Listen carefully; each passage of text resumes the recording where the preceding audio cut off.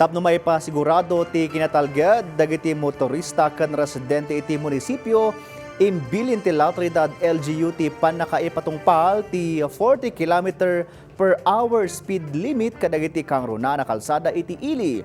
Ada detalye ni Jezreel Kate Lapizar.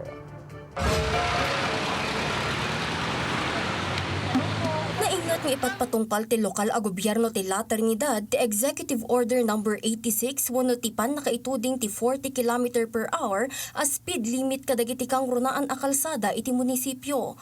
Panggap daytoy a masalakniban dagiti motorista, pasahero ken residente ti munisipyo may papan kadagiti insidente ti kalsada.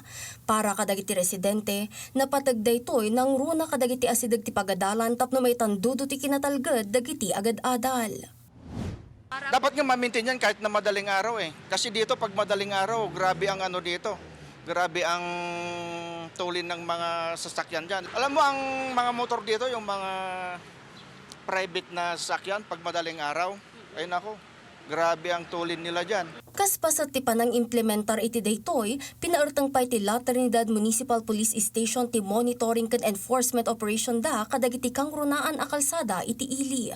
Manarimaan metten ti nako-procure kadagiti road signs, speed gun ken speed monitoring devices para iti daytoy. Iti agdama, nainget ti nakaipatungpal ti regular at checkpoint ken mobile patrol tapno masarakan dagiti aglabsing iti speed limit. I am appealing dun sa mga motorista, yung riding public, yung mga drivers natin na mag-abide doon sa speed limit ng LGU.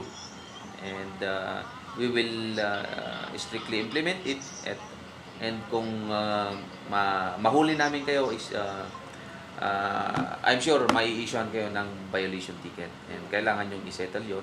Nagkid daw met ti lokal a gobyerno ti nakikaysada iti umili iti nakaimplementar iti pamilin. Babaon iti nagsurot iti 40 km per hour speed limit tapno may pasigurado ti kinatalged ti amin nga adda iti kalsada. Kahit naman po wala itong executive order, ay alam na natin naman ating mga kapatid ng mga motorists na sana ay dahan-dahan lang ang pagmamaneho. Huwag po tayo magpatakbo ng matulin para po maiwasan natin ang disasya. Inayon da pay nga agtultuloy dagiti regular a monitoring da kan panangipatungpal ti lintag kaspas ti kampanyada a natalged ken naornos agunay ti trapiko iti La Trinidad. Jezreel Kate Lapizar para iti Pagilian.